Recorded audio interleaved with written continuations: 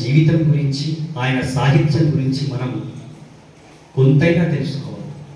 కొంతైనా ఎందుకన్నానంటే ఆయన జీవితము సాహిత్యము ఒక మహాసముద్రం లాంటిది.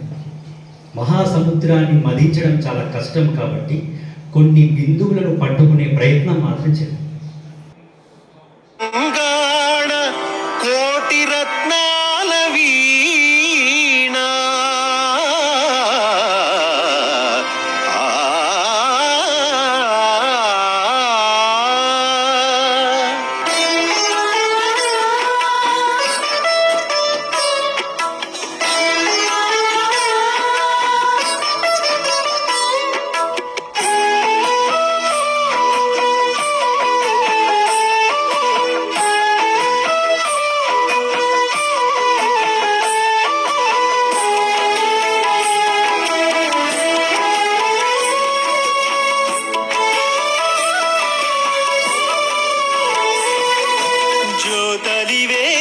शरधि कवितामृतवार्निधि ज्योतरि वेदा शरधि कवितामृतवार्निधि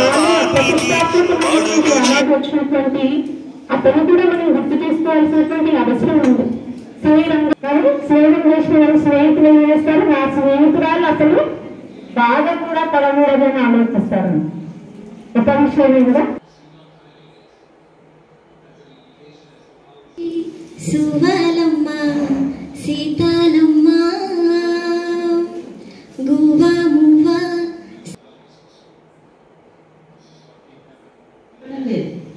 తెలుగు బయట వెళ్ళి 4 అడుగులు గోడలు దాటి మాట్లాడదామంటే ఏమనుకుంటారో అని ఒక భయపడే పరిస్థితి. అంటే మన యొక్క గొప్పదనాన్ని భాష ద్వారా దీన్ని బేరుజు వేయడం అనేది జరుగుతుంది.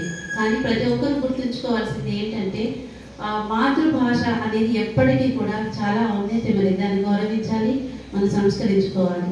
ఈ సందర్భంగా ఈ అవకాశాన్ని మన కార్యక్రమాన్ని తలపెట్టినటువంటి డిపార్ట్మెంట్కు మరొకసారి కృతజ్ఞత తెలియజేస్తూ అలాగే